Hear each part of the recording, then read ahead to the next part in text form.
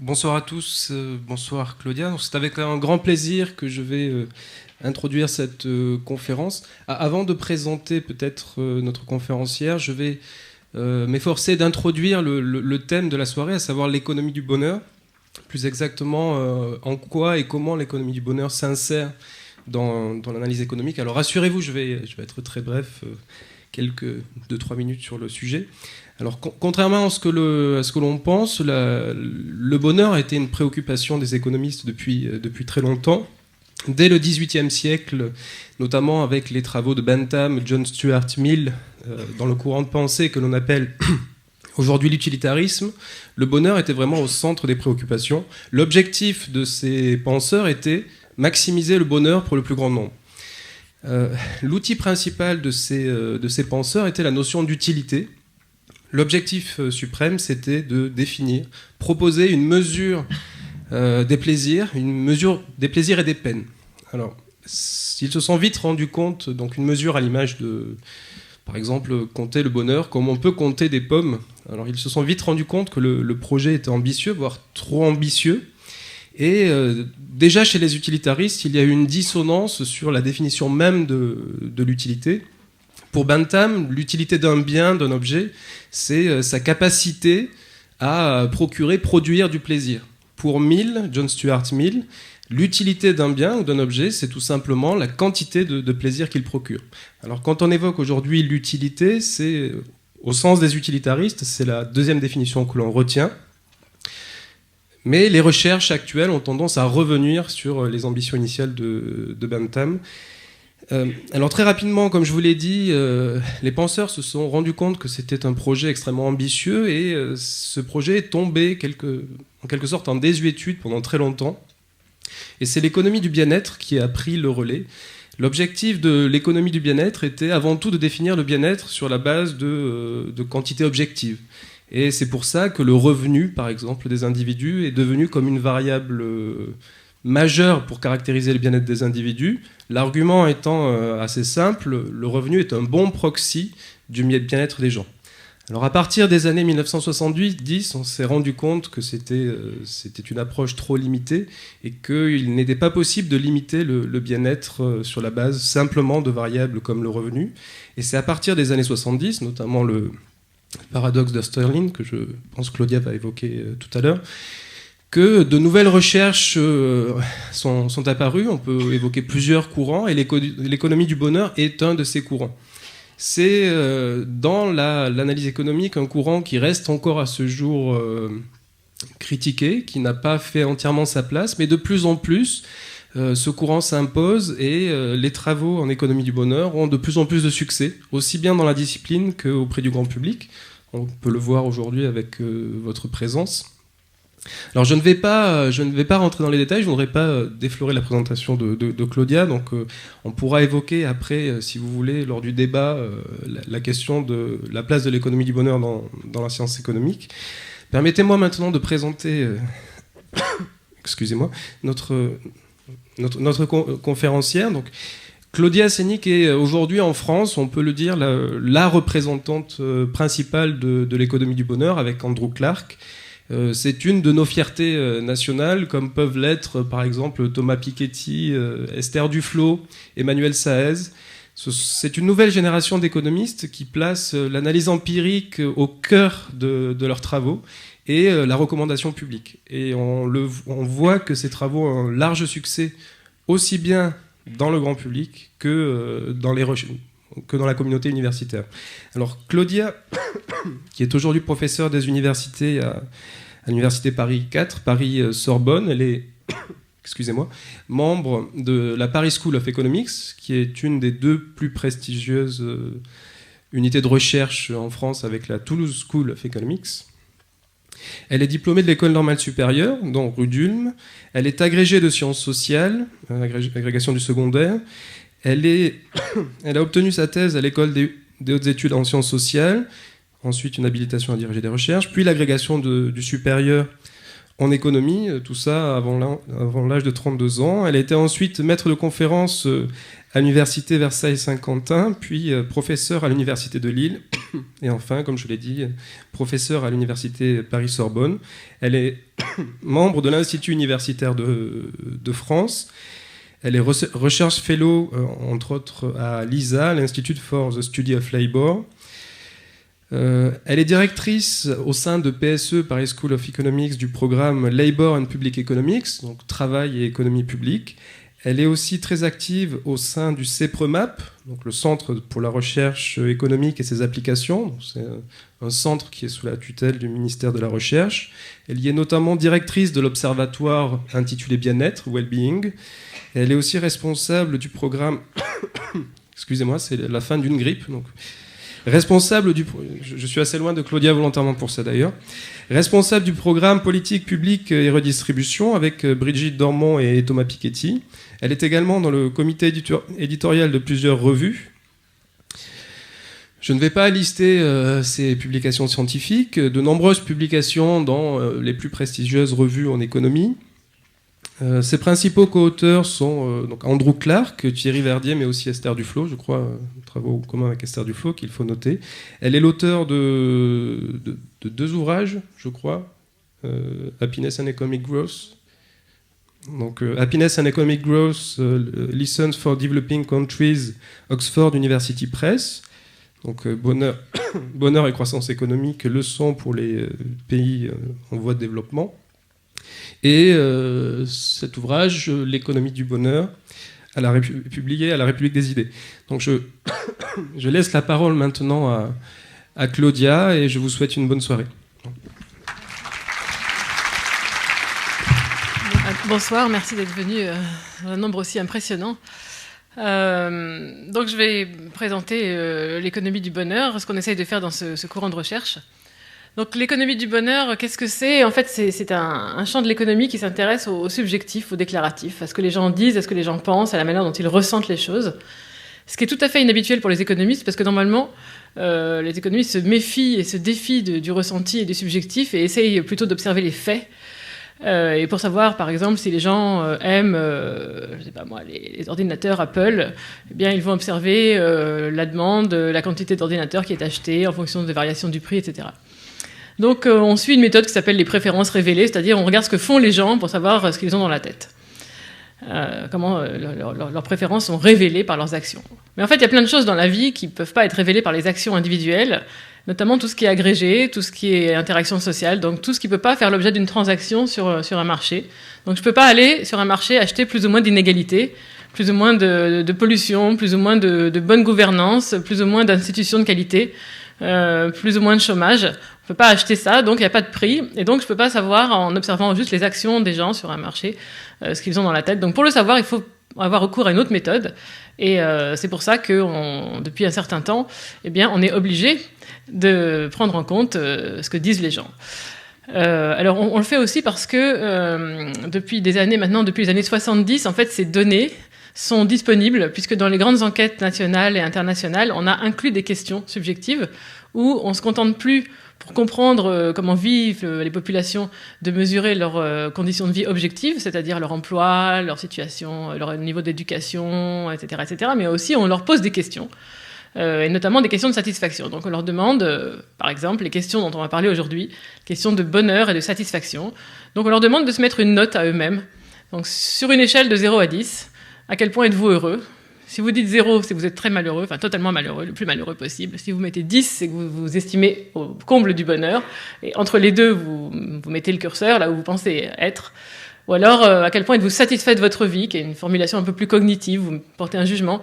Donc 0, vous serez totalement insatisfait. 10, vous êtes parfaitement satisfait.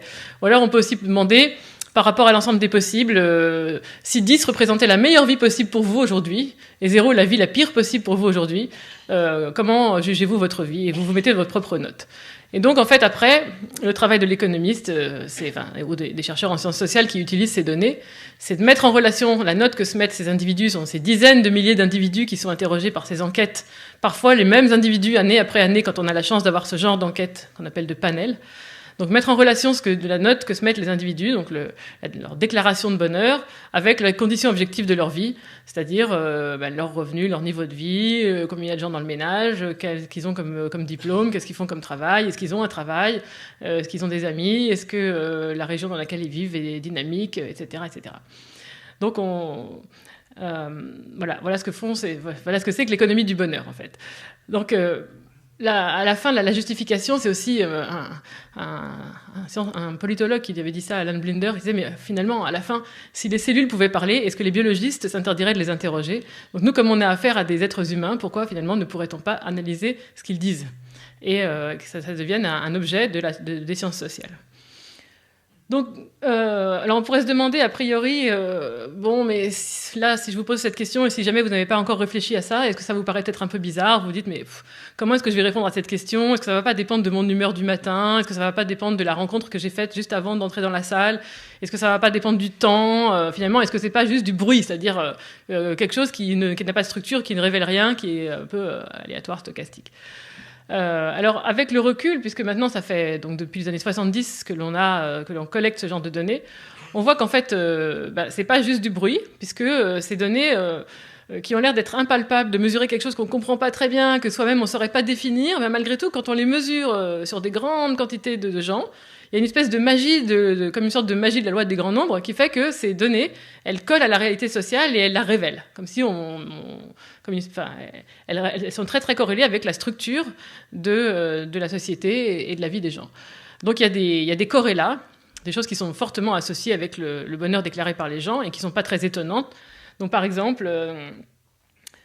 qu'est-ce qui est associé avec le bonheur? Donc le revenu, bien sûr, dont les gens disposent, soit leur revenu individuel, soit le revenu de leur ménage. Le fait d'avoir un emploi, ça c'est vraiment quelque chose de très important.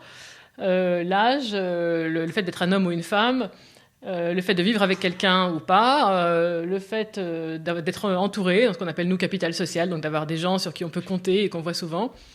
La qualité des institutions, le fait de pouvoir voter, s'exprimer, le degré de démocratie locale, par exemple, le fait d'avoir des enfants, alors ça marche plus ou moins bien, donc il y a des relations parfois un peu étonnantes, donc le revenu, on va en parler.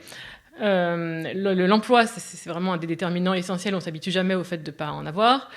Les femmes sont plus heureuses que les hommes dans les pays développés, mais moins heureuses dans les pays en développement et dans les pays en transition. Il y a une relation très surprenante, mais vraiment très robuste, qui est toujours et partout une courbe en U, qui représente la relation entre l'âge et le bonheur. Donc, quand on interroge les gens depuis l'âge de 18 ans jusqu'à 80, enfin jusqu'à 100 ans, je sais pas, le bonheur déclaré par les gens décroît avec l'âge, jusqu'à atteindre un minimum autour de 45-50 et ensuite remonte. Ça dépend, c'est vrai pour toutes les cohortes, pour tous les pays dans lesquels on a pu mesurer ces données, à toutes les époques. C'est vraiment incompréhensible, mais c'est vrai, c'est comme ça, c'est la structure du bonheur en fonction de l'âge. Donc pourquoi c'est pas le sujet de la conférence d'aujourd'hui, mais c'est peut-être, il y avait un dessin humoristique dans The Economist, c'est peut-être parce que au-delà, après 50 ans, finalement, on a moins de toutes ces choses qui pèsent sur notre emploi du temps, on est un peu délivré de tout ce qu'on avait à faire dans la vie, on en a un peu moins, ou alors c'est déjà en route. C'est peut-être le moment où on sait déjà finalement ce qu'on peut attendre dans la vie, donc on a moins d'aspirations irréalistes, donc on est moins frustré. C'est peut-être tout simplement hormonal, j'en sais rien. Mais en tout cas, c'est comme ça.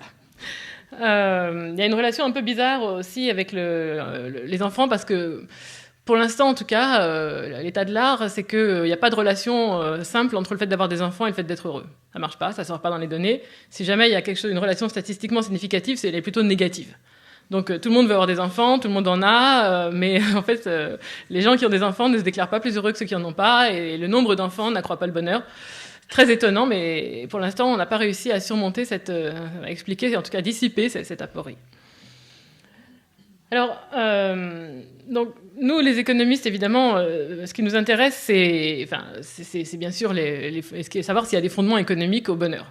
C'est-à-dire, est-ce que, en tant qu'économiste, on a quelque chose à dire, par exemple, à la puissance publique, pour accroître le bonheur des gens, le bien-être de la population, ou pas.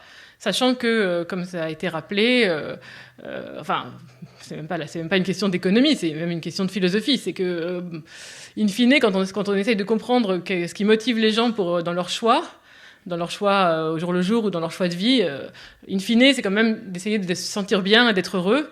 Donc on peut penser que l'objectif des gens, c'est le bonheur, même si ça passe parfois par des choses qui vont à l'encontre de leur bonheur, telles que le sacrifice pour des idées, etc. Mais in fine, c'est quand même au nom de l'idée de ce qui fait le bonheur de l'humanité. Donc on ne peut pas imaginer que les gens soient guidés par l'ambition de faire leur propre malheur. Donc si les individus poursuivent cet objectif de bonheur individuel, surtout dans les sociétés modernes, et si on vit dans une société démocratique, l'État est au service des citoyens, et donc il doit lui aussi s'efforcer de poursuivre cet objectif qui est le leur, à savoir de faire leur bonheur. Donc, si tel est le cas, donc nous, les économistes, est-ce qu'on a les moyens d'informer la puissance publique sur cette entreprise ?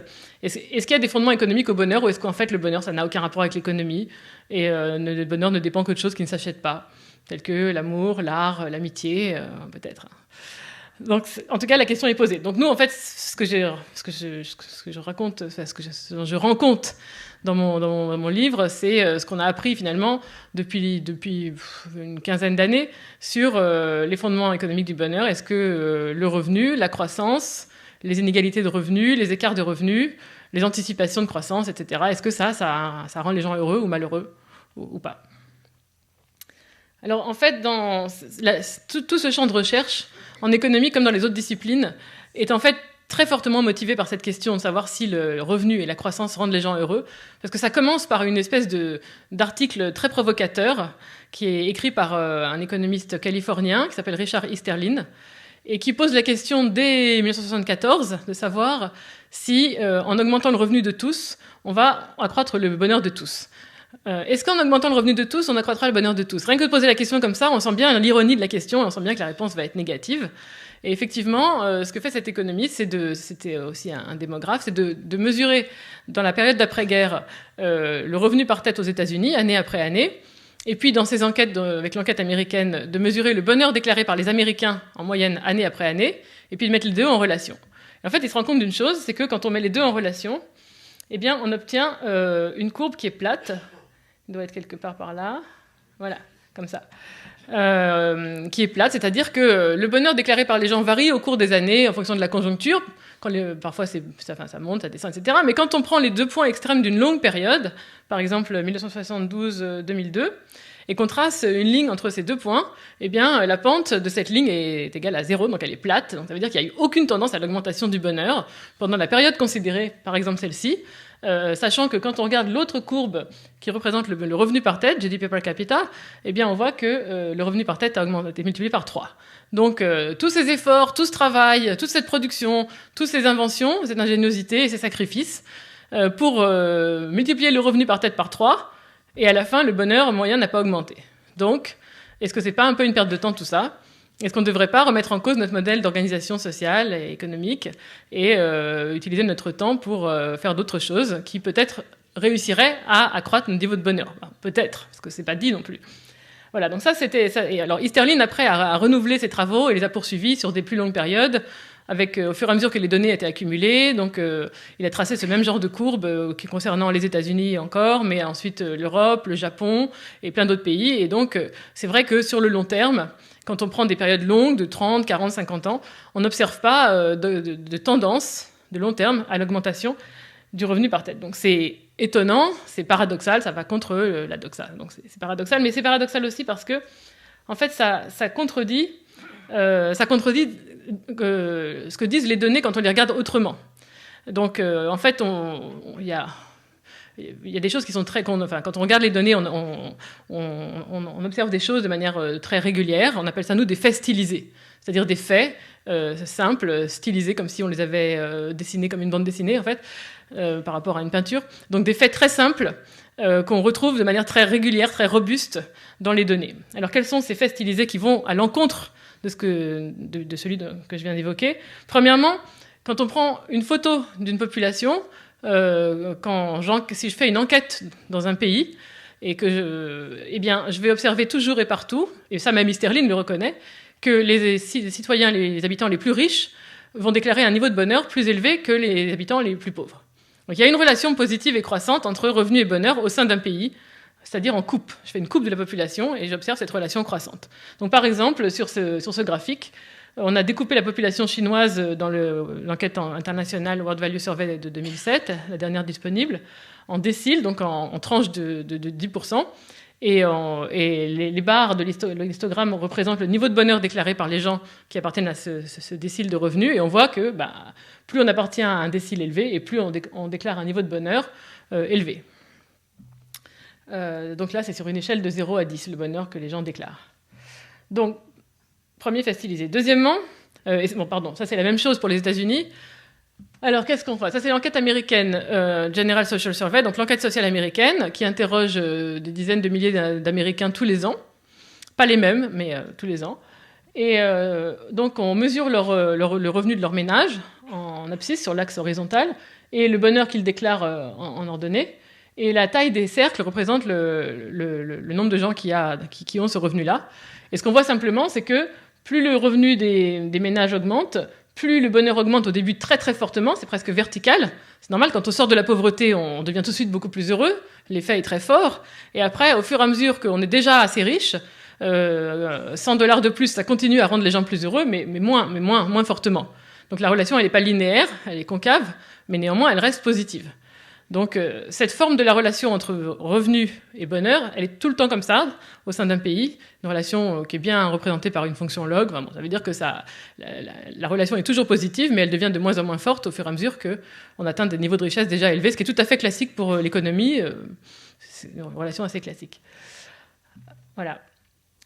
Alors après, deuxième chose, c'est que quand je compare des pays, quand je prends l'enquête internationale, World Value Survey ou European Social Survey, donc l'enquête sociale européenne, j'observe toujours que les habitants des pays riches se déclarent plus heureux que les habitants des pays pauvres. Donc là, par exemple, c'est un graphique qui a été fait par Engelhardt, Foy et Peterson, des politologues. Il y a le revenu par tête en milliers de dollars en abscisse, et puis l'indice de bonheur un peu normalisé, en ordonnée. Et donc on voit qu'on a exactement la même relation, comme ça, concave, entre revenu par tête et bonheur. Donc quand on sort de la pauvreté à l'échelle d'un pays, les habitants sont beaucoup plus heureux. Puis après, au fur et à mesure que le pays se développe et s'enrichit, le bonheur continue à augmenter, mais à un rythme beaucoup plus faible. On a l'impression que la pente va devenir plate, mais elle n'est pas plate, elle continue à augmenter. Si je la poursuis à l'infini, on va continuer à monter très haut. Et puis on voit, au-delà de ça, on reviendra là-dessus à la fin, si on a le temps, on voit qu'au-delà de cette relation typique entre revenu par tête et bonheur, il y a quand même des groupes de pays, des clusters, qui ont l'air d'être quand même un peu plus heureux que ce que prédirait la relation typique, ou un peu moins heureux. On voit que... Ah oui, c'est comme ça.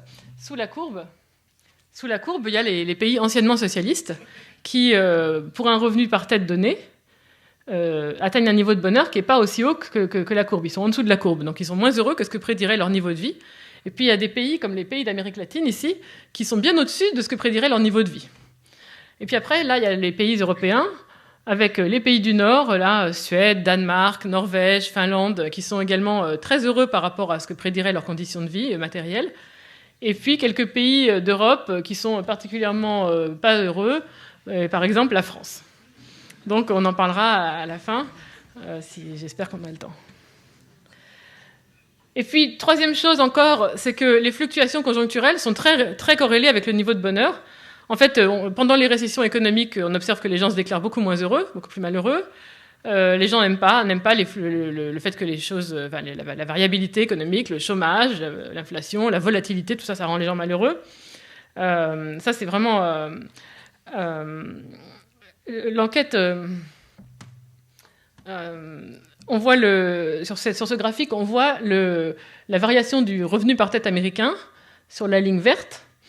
Et en fait, c'est l'écart entre le revenu et puis la tendance. Bon, c'est la variation du revenu par tête américain, ce qu'on appelle le cycle des affaires, business cycle, la conjoncture, quoi. Et puis en bleu, on voit le bonheur moyen déclaré par les Américains. Donc le revenu par tête, c'est sur l'échelle de gauche, et le bonheur est sur l'échelle de droite. C'est pas les mêmes unités, c'est pour ça, mais on a le droit de faire ça. Et donc, quand on représente ces deux courbes en prenant l'échelle pour qu'on puisse les mettre sur le même graphique, on voit que ça se suit de manière vraiment impressionnante. Donc, les fluctuations économiques ont quand même un impact sur le bonheur qui est visible à l'œil nu. Et ça, c'est encore plus impressionnant, je trouve, avec l'enquête Gallup. Donc, Gallup est un institut de sondage privé qui interroge chaque jour 1000 Américains en leur posant plein de questions, et notamment la question de savoir s'ils sont heureux. Et le bonheur est représenté par la courbe en trait continu. Et puis, l'auteur, Angus Deaton, à représenter sur ce graphique aussi l'indice de la bourse. Le Standard & Poor's, donc l'indice de la bourse des 500 plus grosses entreprises américaines cotées sur le marché financier. Et là encore, quand on met ces deux courbes sur le même graphique, on voit à quel point ça se suit, enfin que vraiment les fluctuations se suivent de manière très parallèle. Donc on pourrait continuer à illustrer ça. Par exemple, la transition économique en Russie. Donc au début de la transition, avant que le gouvernement, enfin la Banque centrale russe se décide à lâcher le taux de change fixe en 98, l'économie est en récession, de 94 à 98. Ça c'est représenté par le revenu par tête sur la ligne rouge. Et puis après, le rouble décroche, dévalue et puis flotte. Et l'économie repart sur la ligne rouge, donc une croissance économique.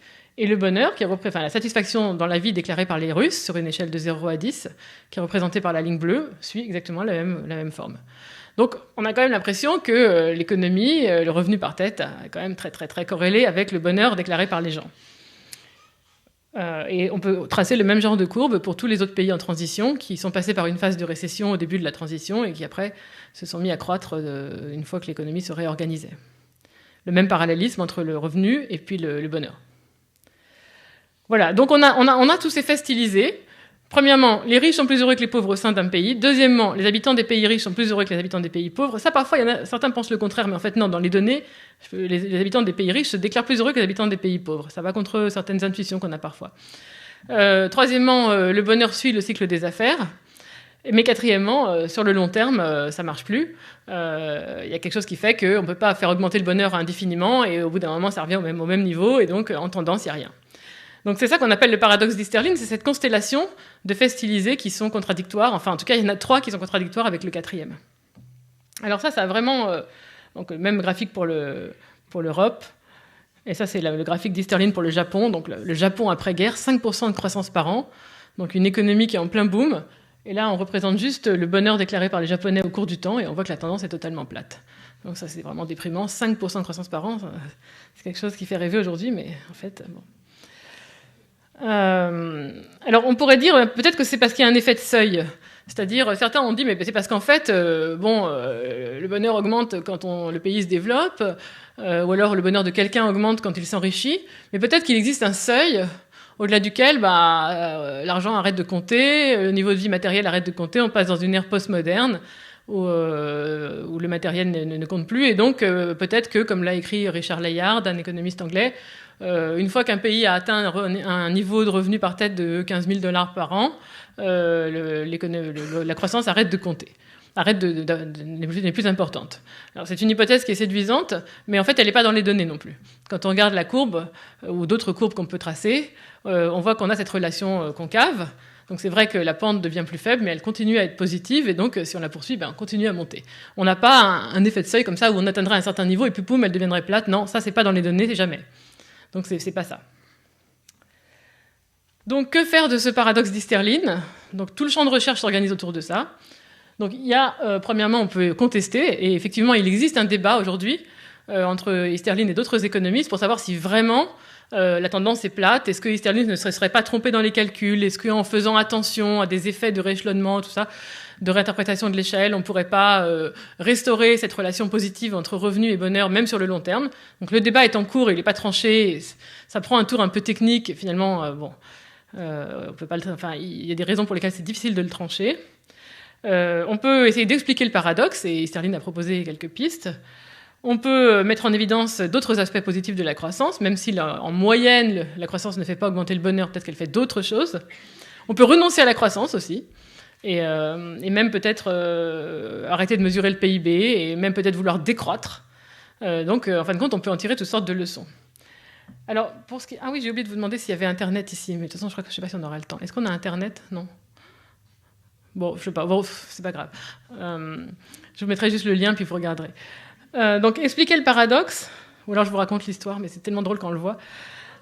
Il y a Internet. Alors, expliquer le paradoxe. Donc, Easterlin lui-même a proposé 2 pistes, et ce sont les 2 pistes principales pour expliquer cette absence de croissance du bonheur sur le long terme.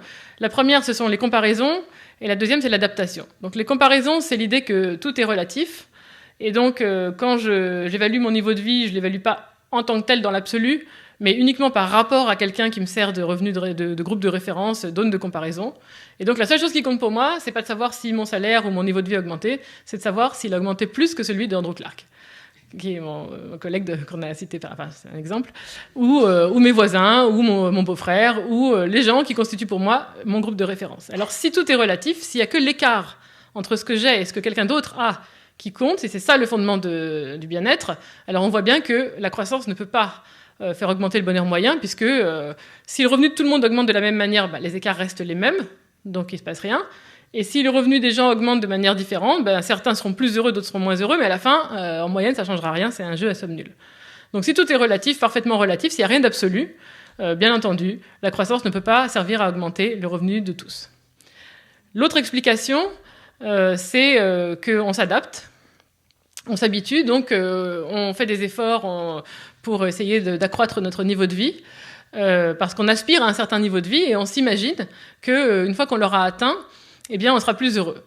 Et c'est ce qui se passe peut-être au début, pendant un certain temps, mais au bout d'un moment, on s'habitue à ce qu'on a et les aspirations augmentent.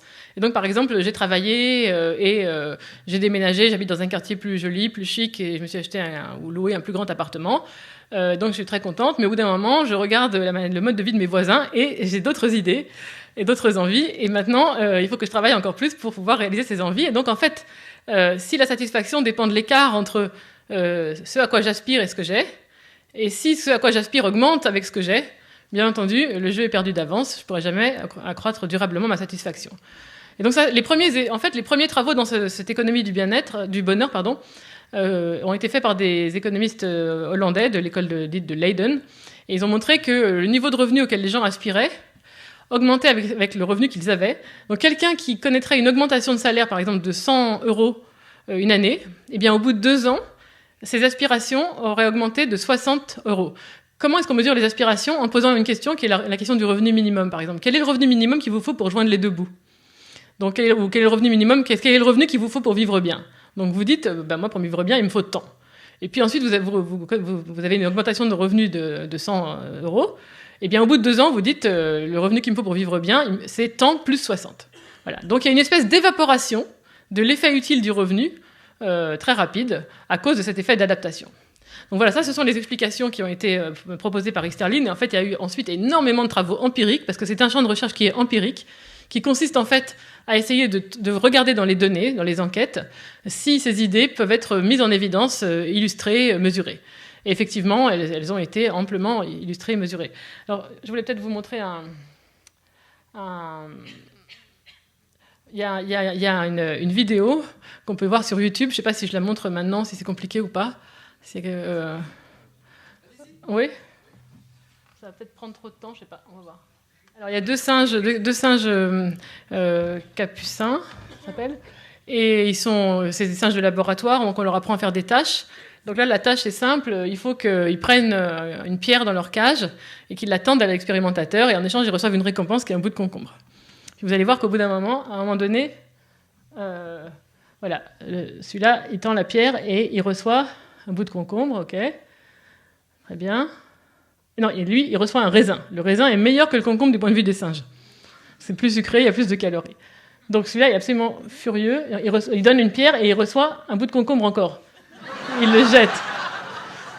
Donc, il est absolument furieux. Donc l'autre donne une pierre, il reçoit encore... Il va encore recevoir un raisin. Donc celui-là, il voit qu'on reçoit un raisin. Donc là, il teste la pierre pour voir si elle est bien. Il la teste. Et il la donne. Et là, il reçoit encore un raisin. Un concombre. Donc là, pas content. Pas content du tout. Voilà. Donc c'était pour montrer que cette hypothèse de l'utilité, de la relativité de l'utilité, l'idée que ce qui compte, c'est pas forcément ce qu'on a, mais les comparaisons, c'est peut-être quelque chose qui est naturel, qui est peut-être fondamental, pas seulement à l'être humain, mais peut-être même à l'être vivant, enfin animal en tout cas. Alors il y a une autre illustration de cette idée. Non, pas sur Internet.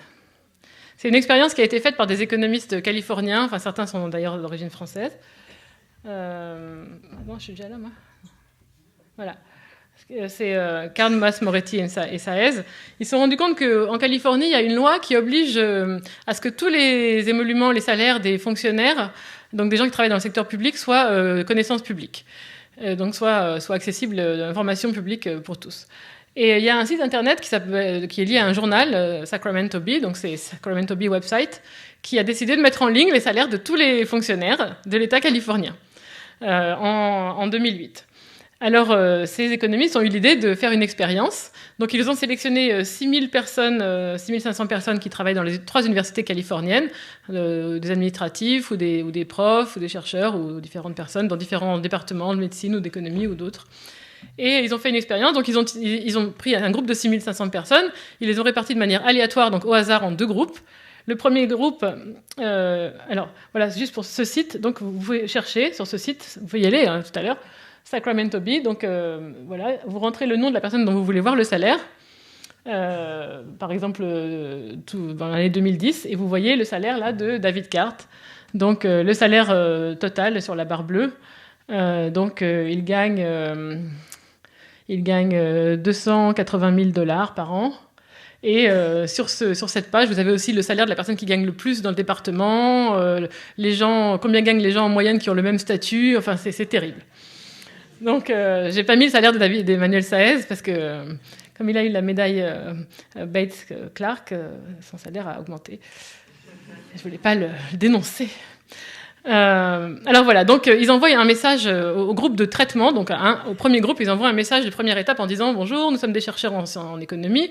On fait une enquête sur les salaires en Californie. Est-ce que vous êtes au courant de l'existence de ce site qui affiche les salaires de tout le monde, de tous les gens du secteur public?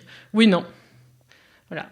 Et puis 10 jours après, ils reviennent et ils interrogent tout le monde, donc les 2 groupes, ceux qui ont reçu ce message au début et ceux qui n'ont pas reçu le message, donc qui a priori ne sont pas au courant de l'existence du site. Et ils leur demandent s'ils ont été voir le site, quel salaire ils ont regardé, et quelques questions de satisfaction. Êtes-vous satisfait de votre salaire? Est-ce que vous êtes content de votre salaire pour votre travail? Est-ce que vous êtes content de votre travail? Est-ce que vous trouvez que les salaires sont fixés de manière juste dans votre département? Est-ce que vous êtes en train de chercher sérieusement un emploi ailleurs? Et puis ils agrègent ces réponses. Et en fait, le résultat, c'est que les gens qui avaient reçu le message de première étape, ils ont été voir en manière prédominante, ils ont été voir le site et ils ont regardé les salaires des gens qui étaient comme eux, qui faisaient le même métier. Et deuxièmement, quand ils ont ceux du groupe de traitement, ceux qui ont découvert qu'ils gagnaient moins que le salaire médian dans leur profession, étaient absolument furieux. Ils trouvaient que les salaires étaient injustes, qu'ils n'étaient pas contents de leur salaire, qu'ils n'étaient pas contents de leur travail. Alors que ceux qui étaient dans le groupe de contrôle, qui n'avaient pas eu accès à l'information avant, il n'y avait absolument rien de spécial, ils n'étaient pas affectés. Donc c'était vraiment une différence. On voit vraiment que c'est le fait d'avoir pris conscience des salaires à cause de cette expérience et de pris conscience de leur position à eux dans la répartition des salaires de leur département qui a influencé leur satisfaction et leur jugement, alors que ceux qui n'avaient pas eu conscience de leur salaire, ça leur faisait rien. Donc c'est pas... Parce que ça aurait pu être le contraire. On peut se dire, si les comparaisons, on veut savoir si les comparaisons rendent les gens malheureux. On veut vraiment savoir si ça va dans ce sens-là. Donc, ça pourrait être le contraire. Ça pourrait être les gens grincheux qui cherchent toujours à se comparer. Là, non. C'est des gens qui, de manière aléatoire, se sont trouvés dans une situation de se comparer ou pas. Et ce qu'on voit, c'est que les gens qui se sont trouvés par hasard en situation de se comparer se révèlent moins contents que ceux qui ne sont pas dans cette situation. Donc, c'est vraiment la causalité va vraiment de « je me compare, donc je suis moins content de mon salaire ». Donc ça valide un peu l'hypothèse d'Easterlin. Enfin, ça valide l'hypothèse de relativité. Ok, alors, donc ça c'était pour ce qui était d'expliquer le paradoxe, et donc l'explication c'est vraiment les comparaisons et l'adaptation. Alors évidemment, ça pose plein de questions sur, par exemple, sur la transparence. Est-ce qu'il faut révéler les salaires des gens, des fonctionnaires? Est-ce qu'au sein de l'entreprise, c'est bien d'avoir une politique de transparence? Donc aujourd'hui, il y a beaucoup d'arguments en faveur de la transparence à cause de la notion de conflit d'intérêts, mais on voit que la transparence, ça peut aussi avoir des inconvénients, parce que si les gens deviennent fous de jalousie dès qu'ils apprennent le salaire des autres, ça peut peut-être créer de la démotivation. Donc il y a du pour, il y a du contre. Donc on voit que ça soulève pas mal d'enjeux. Et sur l'adaptation aussi, savoir est-ce qu'il faut continuer à faire beaucoup d'efforts pour essayer de s'enrichir si jamais on s'habitue à ça. Sachant que ce qu'Easterlin suggère, c'est que ce qu'il suggère, c'est que puisqu'on s'habitue au revenu, au niveau de vie, il faudrait essayer d'utiliser notre énergie et notre temps pour faire autre chose. Mais encore faudrait-il que ces autres choses ne soient pas sujettes à l'adaptation ni aux comparaisons. Or, la recherche dans ce domaine a montré que malheureusement, on s'habitue à beaucoup de choses.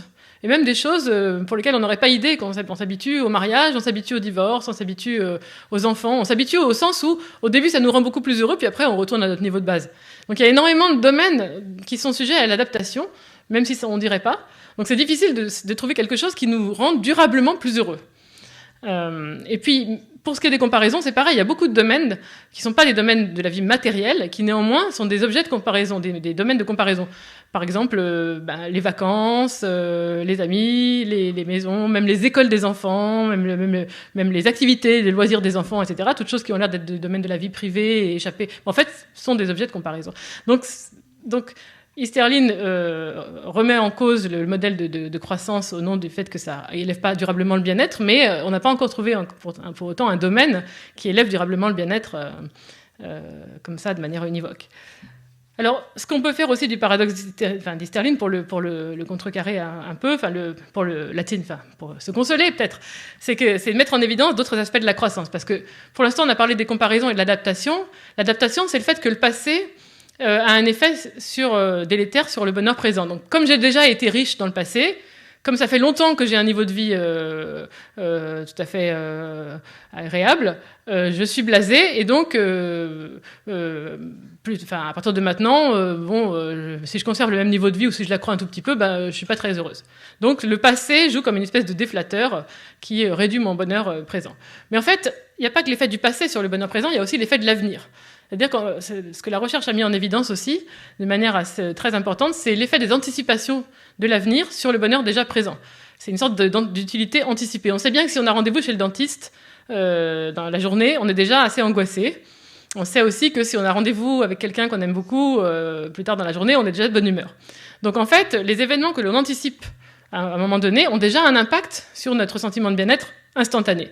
Et c'est vrai aussi pour la vie matérielle, pour le revenu, pour la croissance. Et la croissance, c'est quoi finalement ? C'est la promesse qu'on va vivre autrement, vivre mieux, qu'il y aura des choses nouvelles, qu'il y aura des innovations qui vont changer un peu les manières de vivre, les manières de consommer, les manières de produire.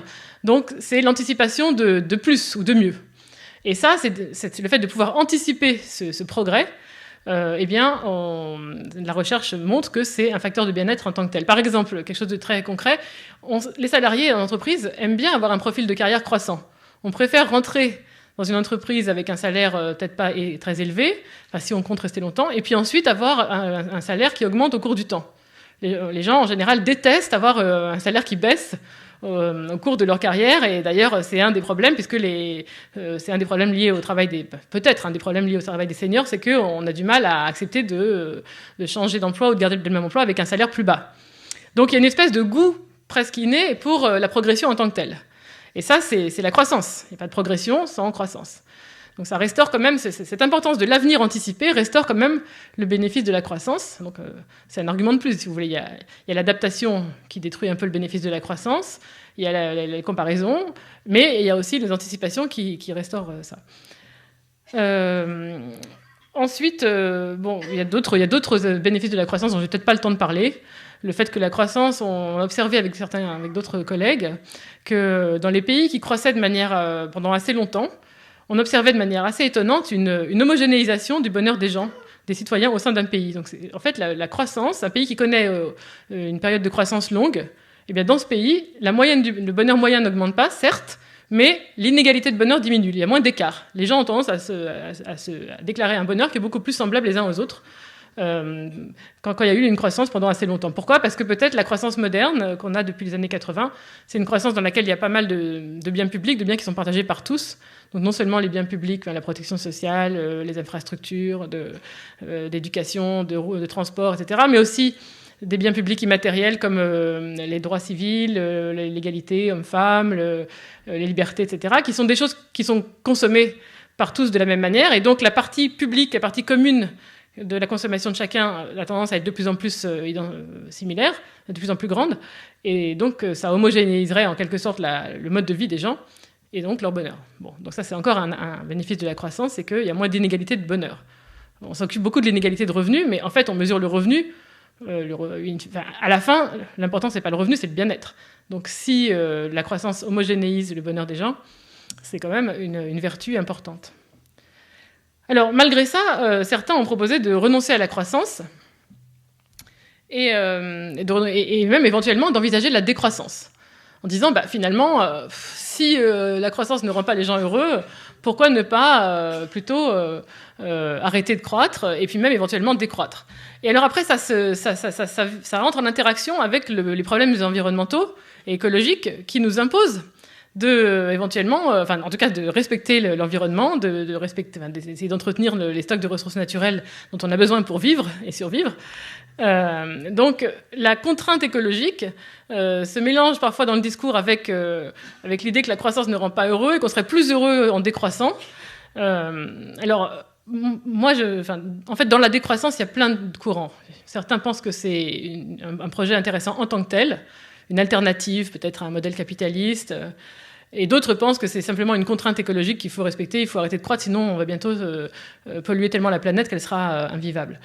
Alors, mon point de vue, c'est que la contrainte écologique existe, évidemment, et il faut absolument inventer une manière de vivre en polluant moins. Mais dans ce domaine de recherche, en l'économie du bonheur, il n'y a aucun argument qui plaide en faveur de la décroissance. Parce que tous ces mécanismes que j'ai évoqués, les comparaisons, l'adaptation, les anticipations, rien ne permet de penser que la décroissance rendrait les gens plus heureux. Si les gens se comparent et qu'on entreprend un projet de décroissance, les écarts de niveau de vie entre les gens vont changer, donc certains seront gagnants, d'autres seront perdants. En plus, si on pense que les comparaisons comptent, c'est pas uniquement les comparaisons entre les individus, mais c'est aussi entre pays. Donc ça veut dire qu'un projet de décroissance générale, ça voudrait dire qu'on impose aux pays encore peu développés de rester au niveau où ils sont, donc à un niveau plus faible. Donc est-ce que vraiment on va réussir à leur imposer cela ? Et puis le problème qu'on a pour résoudre la difficulté qu'on a à résoudre les problèmes environnementaux, on le voit bien aujourd'hui, c'est un problème de coordination. C'est qu'il faut qu'on se mette tous d'accord pour émettre moins de CO2, par exemple. On a vraiment du mal à se mettre tous d'accord et à faire respecter cette obligation. Un problème de coordination. On ne voit pas pourquoi il n'y aurait pas le même problème de coordination pour arrêter de croître. Il est évident que si le plaisir du niveau de vie est un plaisir relatif, alors même si on se met tous d'accord, tous les pays se mettent d'accord pour arrêter de croître, chaque pays aura envie de croître un peu plus que les autres pour avoir un surcroît de puissance économique et donc de puissance politique.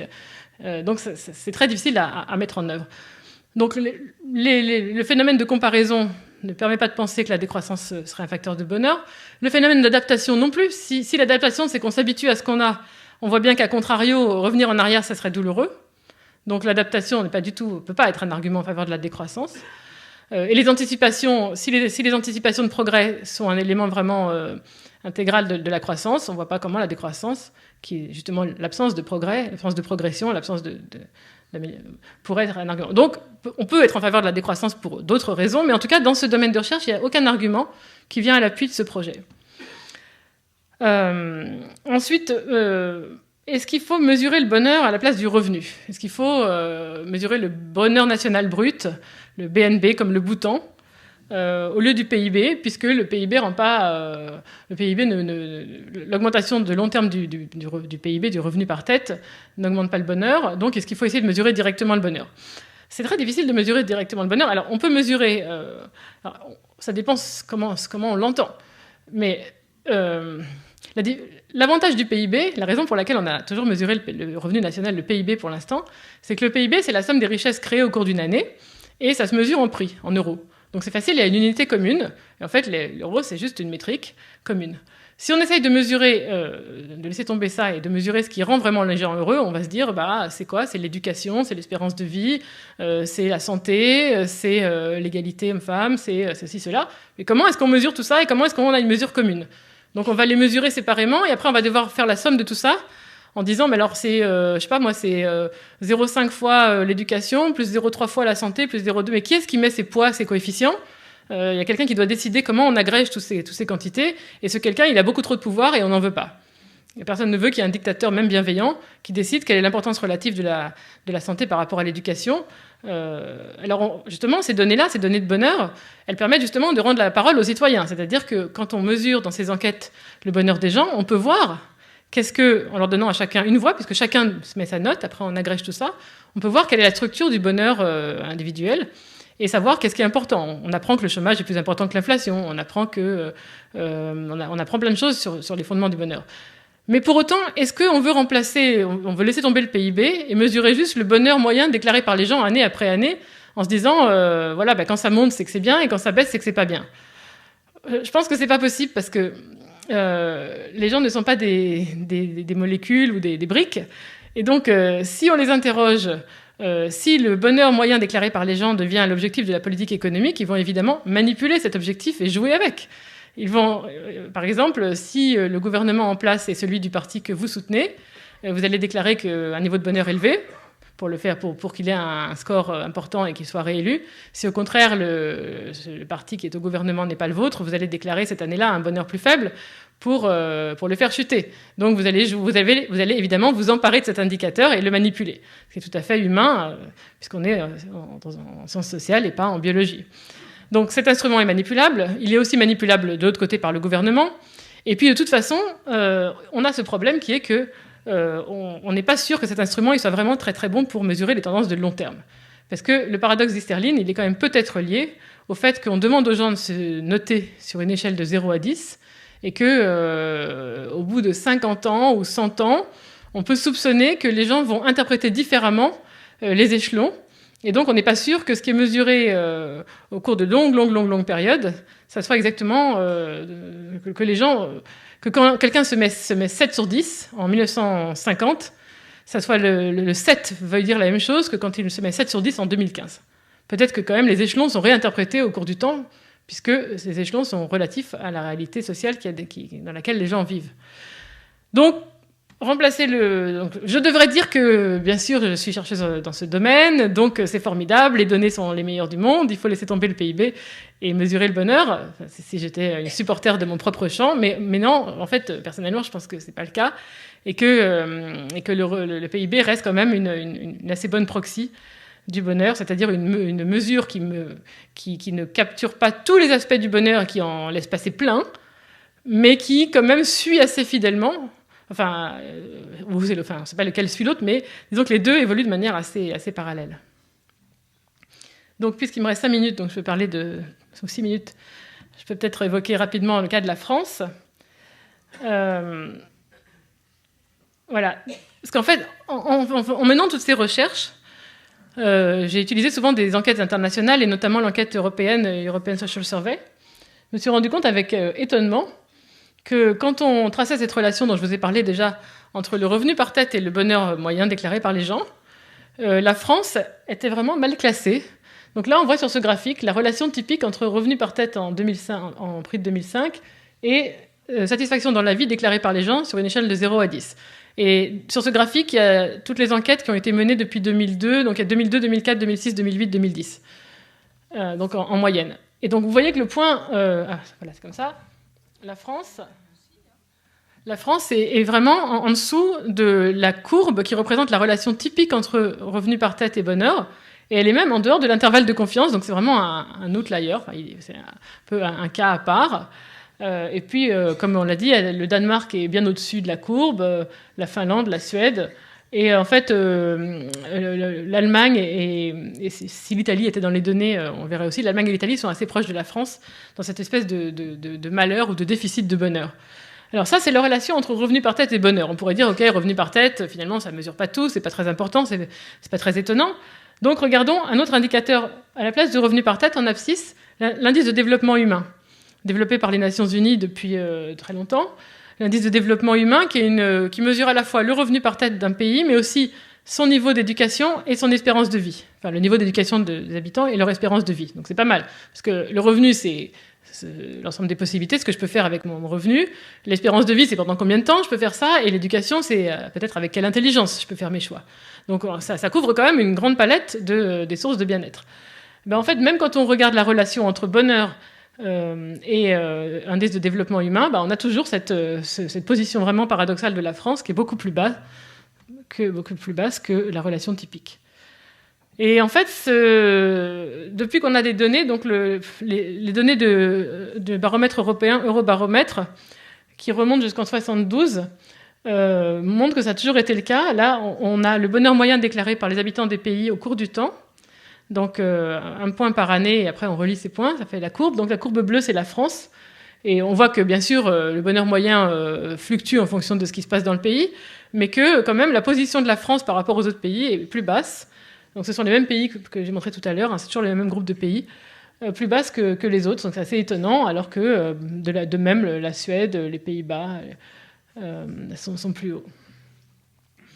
Alors, on pourrait se dire, peut-être c'est une manière de parler, c'est juste parce que quand on vous demande si on est heureux ça paraît un mot ridicule, imbécile heureux, etc. Donc on n'a pas envie de dire qu'on est heureux parce que c'est pas très valorisé, mais en fait, au fond de nous-mêmes, on est aussi heureux que n'importe qui d'autre.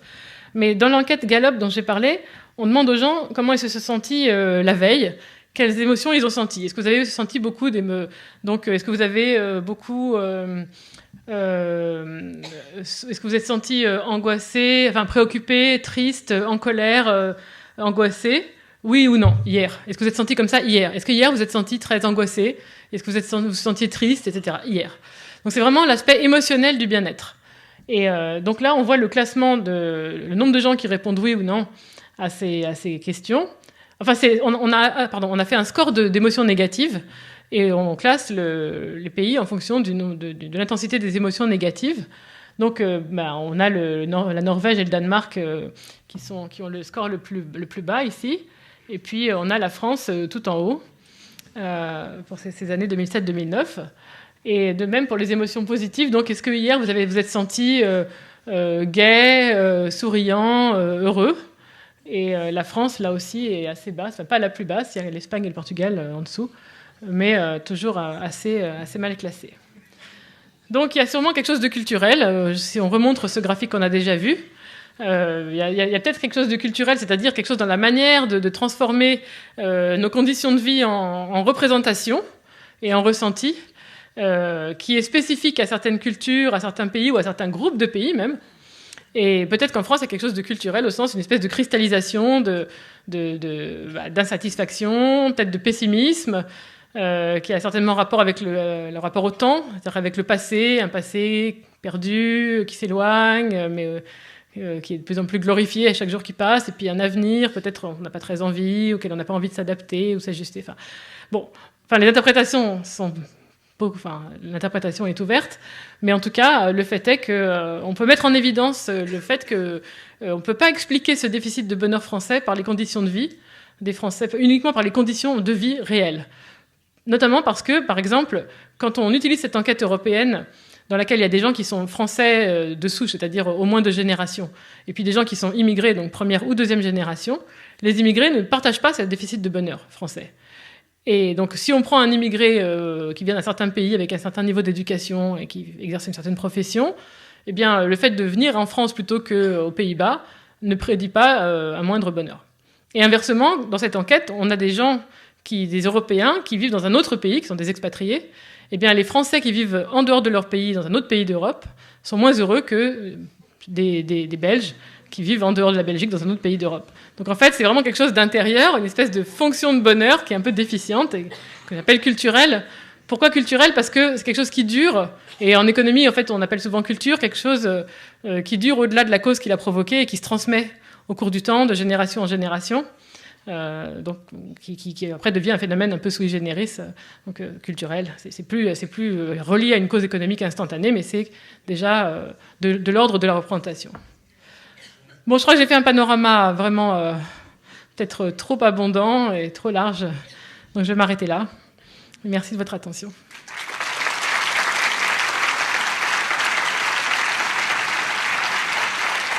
Merci beaucoup Claudia pour cet exposé qui, je pense, était très clair.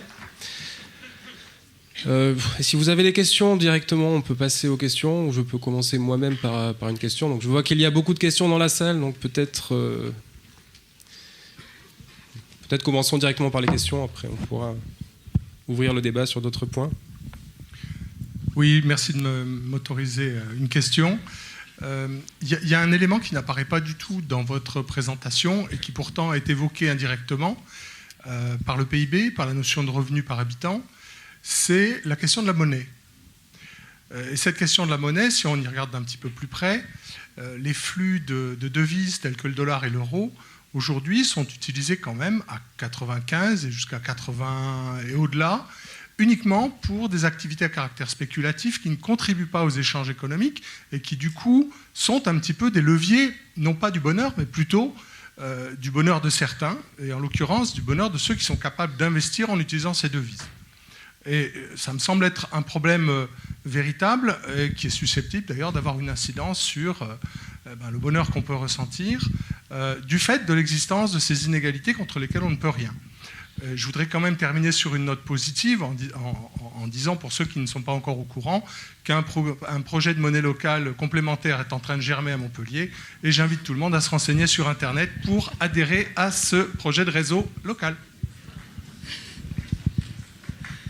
Voilà, je suis contente parce que c'est une question qu'on ne m'a jamais posée. Merci. En fait, il y a deux choses. Il y a la monnaie, le fait d'avoir une monnaie locale, donc peut-être un emblème de fierté ou de souveraineté. Le fait de pouvoir créer de la valeur, battre monnaie, donc il y a peut-être ça. Et après, l'autre chose que vous évoquez, c'est le développement de la finance et donc le développement des revenus liés à la finance et donc des inégalités, puisqu'on sait qu'une grande partie de l'explosion des inégalités, en tout cas vers le haut, est liée au domaine de la finance. Enfin, donc des salaires qui sont gagnés par les gens qui travaillent dans la finance. Donc en fait, votre question, c'est une question sur les inégalités, plutôt. Et sur la monnaie, donc peut-être que le fait d'avoir sa propre monnaie est un facteur de bien-être. On verra. C'est difficile à observer parce qu'il faut avoir des situations où on passe d'une situation avec sa propre monnaie versus sans sa propre monnaie. Mais donc il est tout à fait possible qu'effectivement, ça soit un sentiment de fierté et de souveraineté.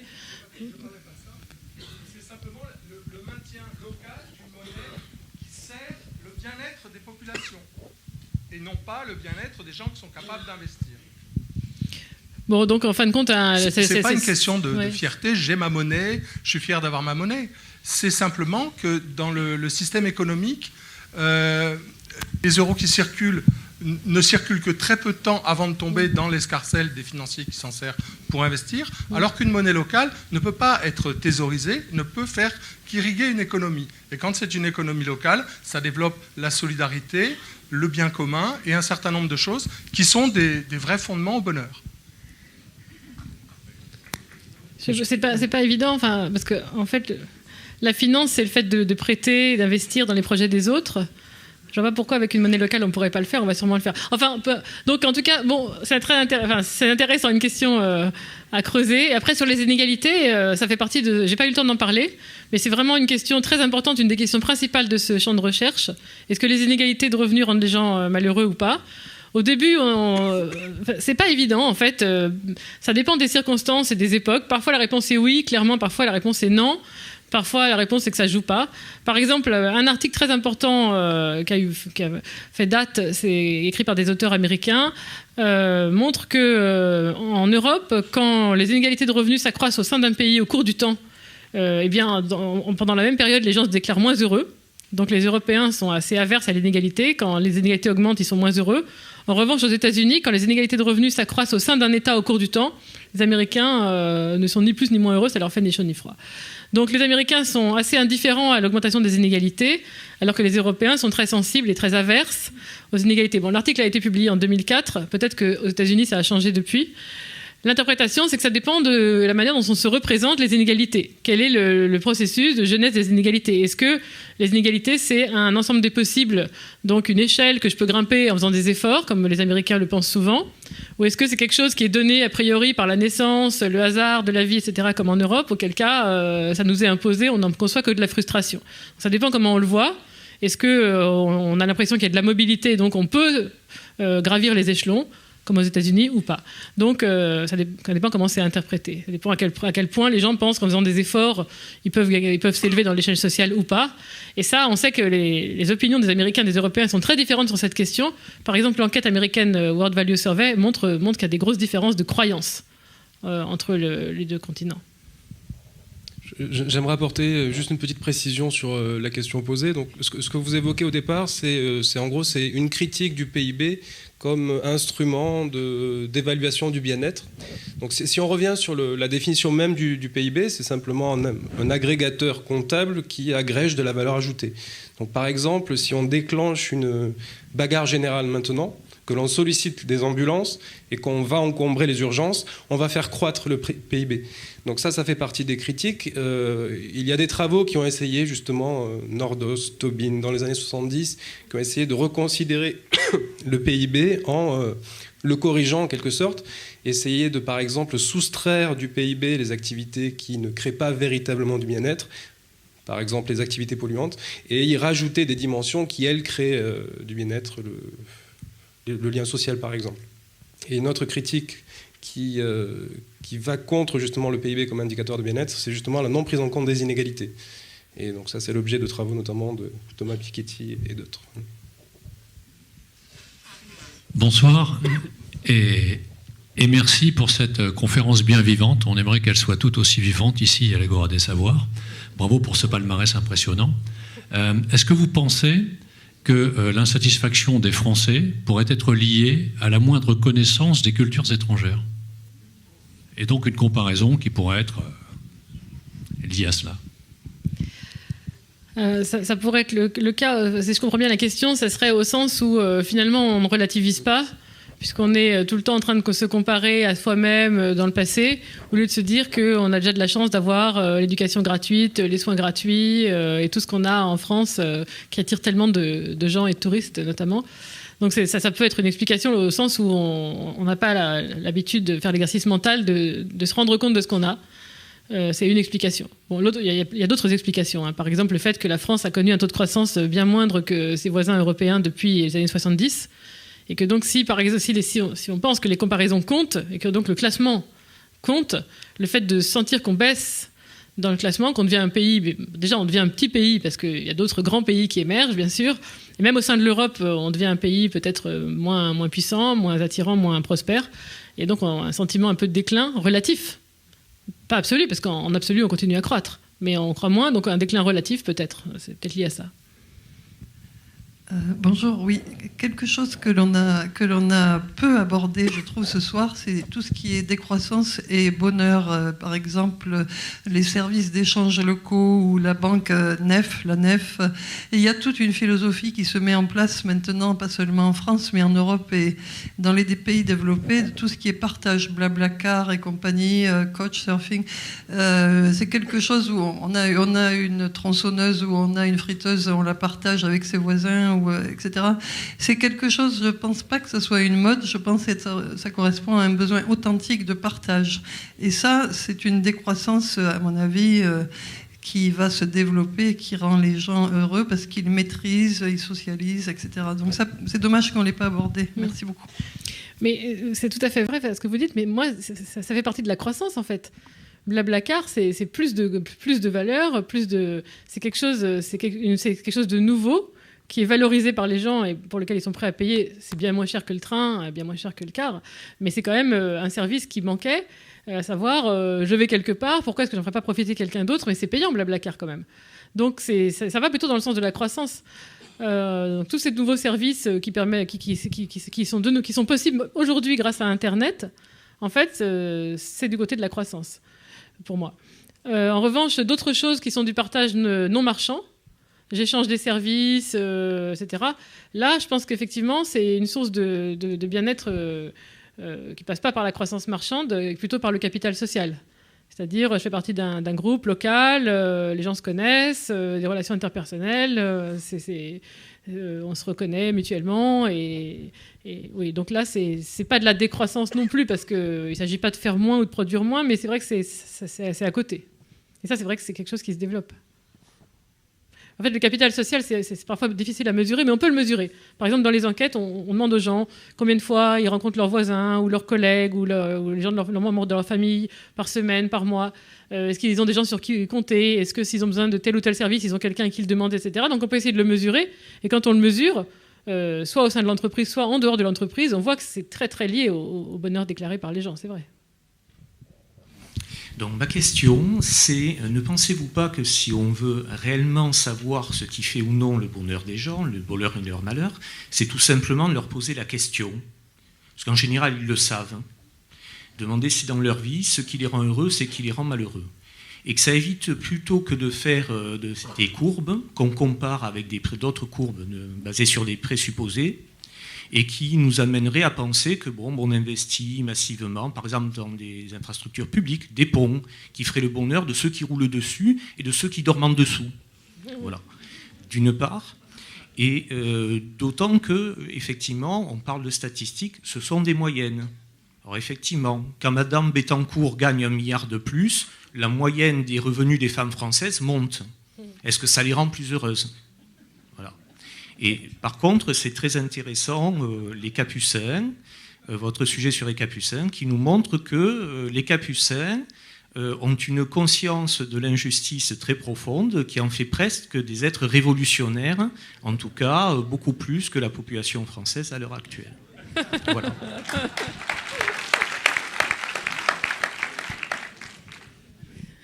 Non, mais en fait, sur votre idée de demander aux gens, moi je ne peux pas parler de tout parce que je ne disposais que d'1 heure, mais effectivement, ça se fait parfois. Il y a un article dans lequel des auteurs, des chercheurs américains ont demandé à un très très très grand échantillon d'individus de dire justement ce qui les rendrait heureux dans leur vie de famille, etc. Et d'essayer justement de construire après un indicateur avec ce que les gens auraient dit eux-mêmes. Donc oui, ça se fait partie du champ de recherche, vous avez raison. Et sur Bettencourt, je crois qu'on retombe sur la question de l'inégalité, en fait. Oui, bonjour. Ici en bas. Je suis un économiste de gauche marqué et je vais expliquer que la croissance qui a lieu dans un certain nombre de pays est liée à des emplois de travailleurs pauvres qui ne peuvent pas s'en sortir dans la vie et donc c'est horrible. Je suis un économiste libéral maintenant et je vais expliquer que rien n'est mieux que de retrouver de l'emploi et que donc c'est très bien qu'il y ait des gens qui, au lieu d'être au chômage comme en France, ont un emploi à temps partiel, même mal payé, même pour gagner des clopinettes. Est-ce que l'économie du bonheur a un point de vue sur cette controverse ? Oui, justement, j'ai un étudiant en thèse qui travaille là-dessus. En fait, Philippe Aghion a fait une conférence récemment où il commençait à aborder le sujet sur est-ce que la précarité, le fait que les gens puissent tomber au chômage, mais aussi retrouver un emploi, est-ce que la flexibilité du marché du travail, c'est une bonne chose ou pas ? Et il montrait que pour un taux de chômage donné, plus ça tourne, plus on risque de perdre son emploi, mais quand on le perd, on en retrouve un facilement, et plus les gens se sentent en sécurité du point de vue du travail. Donc en fait, la flexicurité et les réformes Hartz, en raccourcissant la période de chômage, même si c'est au prix de plus de précarité ou de bad job, a l'air d'être plutôt une bonne chose. Cet étudiant, il regarde justement l'impact des réformes Hartz sur la satisfaction au travail et le sentiment de sécurité au travail, et il observe que le fait d'avoir accès au travail, même si c'est ce genre de bad job que vous évoquez, eh bien en fait, c'est plutôt un facteur positif. Donc le fait que le marché soit actif et que quand on... Parce qu'en fait, le chômage, le risque de chômage, il est angoissant, pas seulement à cause de la situation d'être au chômage, mais à cause aussi de la durée que ça va avoir. En France, on a un chômage de long terme qui est extrêmement élevé. Enfin, la durée du chômage est très longue. Donc c'est ça qui est très angoissant, c'est que quand on perd son emploi, on sait qu'on aura énormément de mal à le retrouver, surtout si on a déjà atteint un certain âge, 50 ans ou 55. Alors que si ce n'est pas le cas, finalement, cet événement, il est toujours aussi peu désirable, mais il est moins angoissant. Donc plus ça tourne, et moins c'est angoissant. Et donc, bizarrement, il y avait déjà un article, d'ailleurs, plus ancien de Clark et Postel-Vinet, qui montrait que ce sont les pays dans lesquels l'indice de protection du travail est le plus élevé, dans l'OCDE, ce sont ces pays-là dans lesquels les gens ont le sentiment d'insécurité du travail le plus élevé. Donc plus on protège, plus on se sent insécure, plus on demande de la protection, plus le marché est lent, et plus les gens se sentent insécures. Donc j'espère que c'est l'économiste que vous appelez de droite, même si tous ces économistes dont on parle sont tous de gauche, mais qui entend. Bonjour, moi je voulais vous poser une question pour revenir un peu sur la question des inégalités et des comparaisons. Vous avez dit quelque chose qui m'a un peu étonné au début, vous avez dit après tout, c'est là. Vous avez dit après tout, si au fond il y a des gens qui s'enrichissent et d'autres qui s'appauvrissent, c'est un jeu à somme nulle, puisqu'il y a les utilités montent d'un côté, elles baissent de l'autre, et donc on fait la somme arithmétique, effectivement, on est en jeu à somme nulle.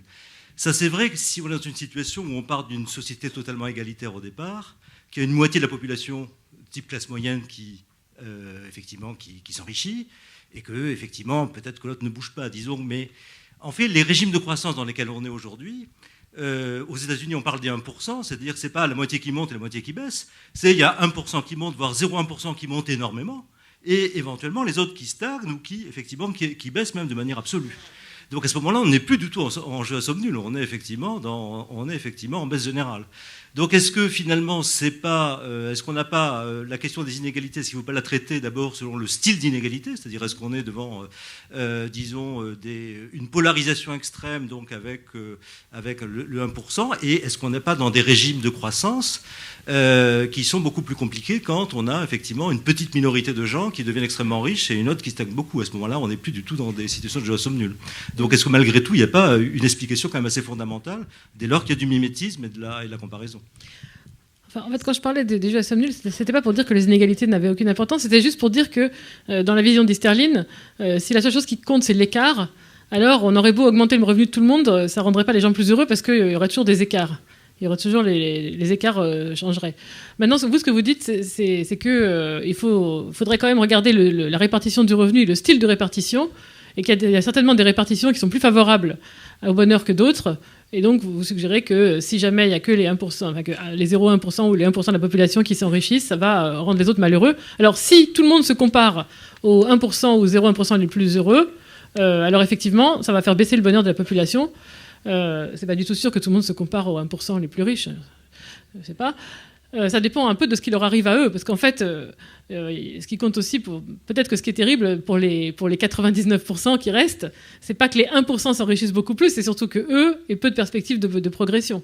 Je pense que si eux ont des perspectives de progression et que d'autres ont des perspectives encore plus fortes, alors à ce moment-là, ça peut avoir un effet indéterminé. Enfin, ça peut avoir un effet positif ou négatif. Par exemple, dans la période de transition, dans les pays de l'Est, au moment où l'économie, au moment où on est passé à une économie capitaliste et l'économie a recommencé à s'organiser et à croître, les inégalités ont augmenté. Bien sûr, on partait d'une situation complètement égalitaire et les inégalités ont fortement augmenté. Mais pendant toute une première période, dans les années 90, les habitants des pays de l'Est étaient totalement insensibles à ça.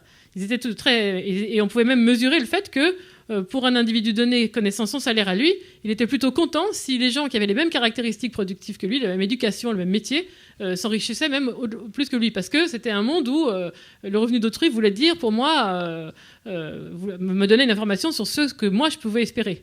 Donc ça dépend complètement de la trajectoire sur laquelle les gens se trouvent.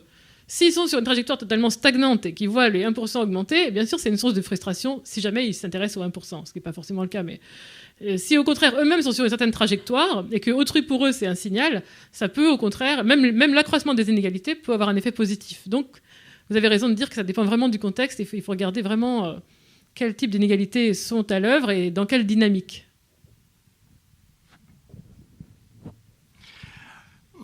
Tous les exemples que vous avez donnés, c'est compréhensible, mesurent le bonheur par rapport aux revenus que l'on reçoit, et c'est un revenu monétaire. Alors, moi j'ai une question.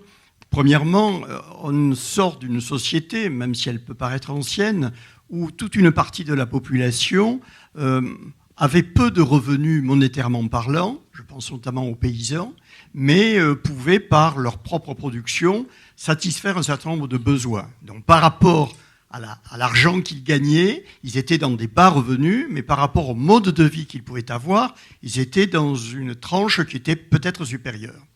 Et deuxième exemple, aujourd'hui, il y a toute une partie de consommation, j'allais dire, qui permet d'améliorer la vie et qui est une consommation de biens collectifs et de biens gratuits. Soit qu'on habite dans le Midi, on a le soleil et la mer à portée de la main, soit qu'on bénéficie de routes, d'installations collectives que par définition on ne paie pas, mais qui entrent dans la satisfaction de la vie.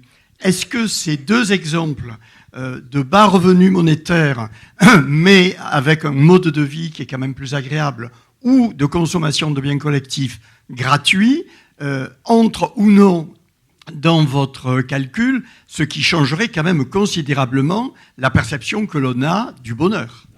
Oui, vous avez tout à fait raison. De toute façon, dans le modèle de l'économiste, ce qui compte, ce qui détermine le bien-être ou l'utilité, ce n'est pas le revenu, c'est la consommation et le loisir. Donc, bien entendu, ce qui compte, c'est ce que l'on consomme, c'est-à-dire la manière dont on vit. Et quand on parle du revenu, c'est juste parce que c'est un raccourci et que parfois, on a plus de mal à mesurer la consommation que le revenu. Dans certaines enquêtes, on mesure la consommation, donc on sait exactement ce que les gens achètent, quels biens de consommation, durables, non durables, etc. Mais souvent, ce n'est pas le cas, on a uniquement le revenu. Donc, c'est une approximation. Mais non, bien sûr, ce qui compte, c'est la consommation. Donc, ça peut être de l'autoconsommation, comme vous évoquez. Ça peut être les conditions de vie, voilà. Et puis, comme je l'ai évoqué tout à l'heure, dans la consommation d'un ménage ou d'un citoyen, il y a la partie privée, c'est-à-dire ce qu'il achète lui-même pour lui-même, mais il y a aussi tout ce dont il bénéficie de manière socialisée.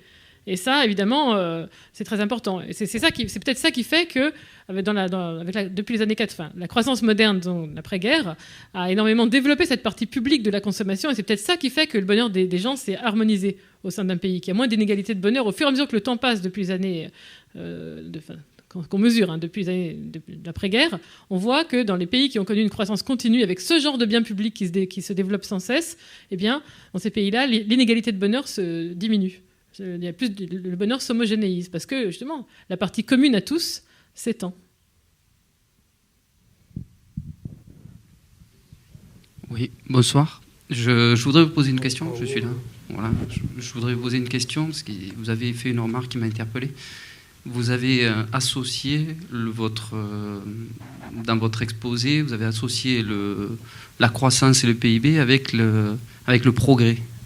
Alors que, a priori, peut-être que c'est pour ça qu'on n'est pas si heureux en France que ça, c'est qu'on recherche peut-être un progrès qui n'est pas justement dépendant du PIB et de la croissance. Il y a d'autres progrès qui sont peut-être non marchands et dont vous n'avez pas parlé. Est-ce que vous pouvez nous en dire un peu plus ? Oui, bien sûr, mais oui, effectivement, le PIB ne mesure que la création de valeurs marchandes au sens où elles sont achetées et vendues sur un marché avec un prix et une transaction. Donc, c'est le progrès au sens où on a inventé plus de choses ou des choses nouvelles, etc. Donc, à côté de ça, il y a le progrès, une sorte de progrès moral, artistique, humain, qui ne se mesure pas de manière marchande et qui bien sûr, existe et donc ça aussi, ça fait partie de ce champ de recherche. Je ne vais pas parler de tout, mais il y a quand même un grand pan de ce domaine qui essaye de mettre en relation, de mesurer l'association entre la qualité des institutions, par exemple, et de la démocratie, et des libertés, par exemple la liberté de la presse, où j'ai parlé tout à l'heure de degré de démocratie locale, et puis le bonheur des citoyens. Par exemple, en Suisse, les cantons ont des degrés de plus ou moins de démocratie locale. C'est plus ou moins facile de déclencher une votation ou pas. Et donc, on peut mettre en évidence le fait que plus de démocratie locale est associée à plus de bonheur déclaré par les habitants de ces cantons-là. C'est juste un exemple. Donc, effectivement, il y a une partie de cette recherche qui là est en confins de l'économie parce qu'on ne parle plus des prix. On parle vraiment des institutions et des procédures. Et on essaye de mesurer ce qu'on appelle l'utilité procédurale, c'est-à-dire pas forcément ce qu'on fait ou combien, mais comment. Donc le type d'institution, la qualité des institutions et est-ce que ça rend les gens heureux. Donc ça, c'est un autre aspect un autre pan de ce domaine de recherche.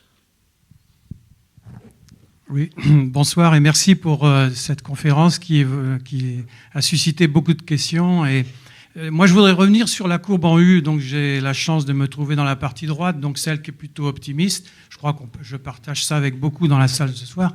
Et finalement, la question, c'est le paradoxe d'Esterlin, c'est-à-dire comment vous expliquez que, puisque la démographie montre que la part des personnes âgées a crû dans nos sociétés, donc on devrait pas avoir une courbe plate, puisqu'on est de plus en plus optimiste avec tous ceux qui sont plus de 60 ans comme moi. Merci.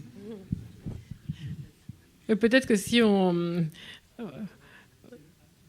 Oui. Oui, c'est possible qu'avec le vieillissement de la population, on observe une... Non, mais de toute façon, ces paradoxes d'Easterlin, c'est vraiment sur le long terme. Donc, c'est vraiment de comparer des points très, très éloignés. Mais peut-être qu'effectivement, si on a un point plus... Si on mesure le bonheur des gens à une époque où la population a vraiment beaucoup vieilli, on aura un niveau un peu plus élevé. Quand on fait ces analyses, après, de manière assez rigoureuse, on essaye de raisonner toutes choses égales par ailleurs. Donc, on essaye de neutraliser la composition de la population, donc de contrôler statistiquement pour neutraliser l'effet de l'âge, neutraliser l'effet du revenu, neutraliser l'effet de l'éducation, etc. Et raisonner juste en fonction de la variable qui nous intéresse. Mais oui, je vois ce que vous voulez dire. Je crois que c'est...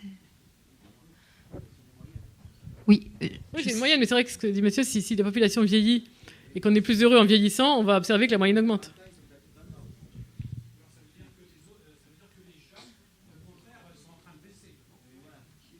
Alors en fait, j'ai regardé, en tout cas pour la France, le moindre bonheur français n'est pas du tout particulièrement accentué pour les jeunes. Au contraire, en France, c'est plutôt les gens à partir de 55 ans qui sont particulièrement moins heureux qu'ailleurs. Et ça, on voit bien pourquoi. C'est l'inactivité des seniors.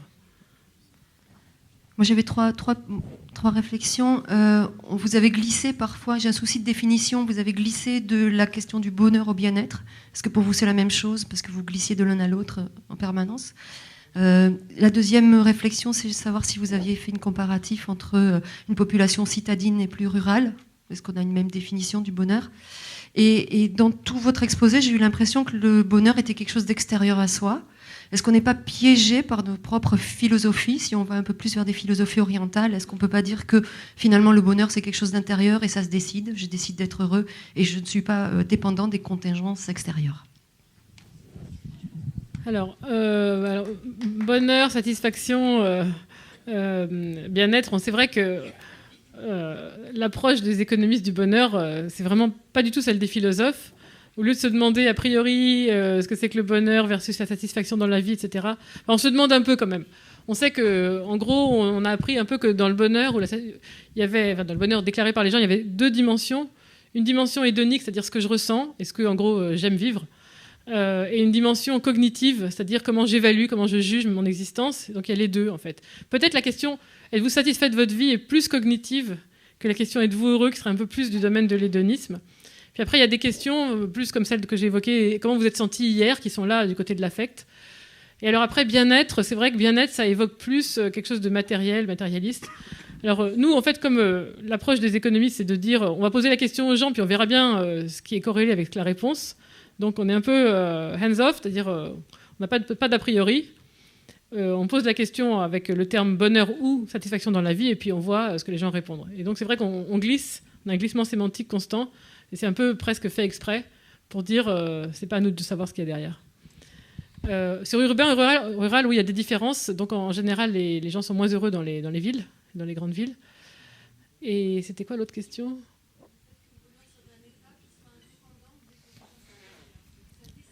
Alors oui, ça c'est la question de l'hétérogénéité. Enfin, c'est un peu comme urbain-rural. C'est que là, j'ai parlé des moyennes, j'ai parlé de la croissance et du bonheur moyen. Mais après, évidemment, ça dépend complètement des gens.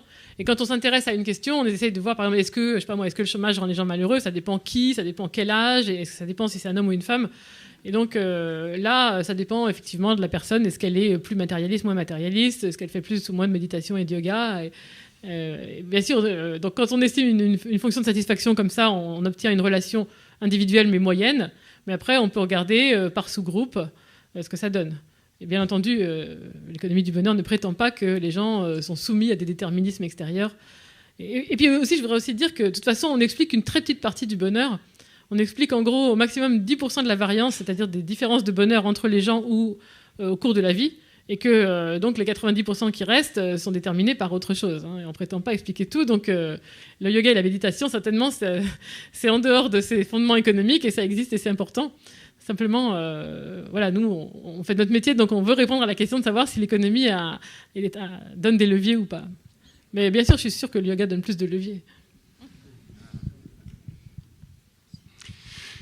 Bonsoir encore, merci pour cette soirée. On voit bien que vous avez esquissé un domaine qui est extrêmement complexe et vaste. Et donc, un certain nombre de choses sont laissées de côté, à mon sens. d'une grande partie du monde, l'homme est devenu homo mediaticus, si on peut permettre cette expression. Cet aspect de la relation entre bonheur et environnement médiatique a été à peine esquissé, donc j'aurais envie de vous interroger sur ce point. Deux aspects à cela. Est-ce qu'on peut imaginer que, et ce tableau est extrêmement frappant, si les Français étaient aujourd'hui sevrés de toute Internet, télé, radio, pendant un certain temps, ne jugeant leur appréciation de leur propre bonheur qu'à la lumière de leur capacité au plaisir, à bien manger, à se chauffer, à jouir de ce qui est offert. Est-ce que cette notion du bonheur qui serait la leur à ce moment-là serait la même que celle où nous sommes dans un environnement médiatique extrêmement prégnant? Alors, deux aspects à cela, c'est le paramètre de l'information. Est-ce que, à l'échelle de planétaire, puisqu'on voit ce tableau-là, quel est l'impact du niveau d'information disponible pour les citoyens? Quel est l'impact de la capacité d'accéder à cette information disponible? Et après, et là on rejoint un aspect culturel qui a été, je crois, très bien évoqué, avec le même niveau d'information, bon, je ne peux pas laisser passer sous silence le caractère très attaché aux problématiques de business des médias. Il s'agit de faire du buzz, il s'agit aussi de faire de l'argent avec une information qui est manipulée au-delà, parfois, de la raison. Bon, je m'en tiens là.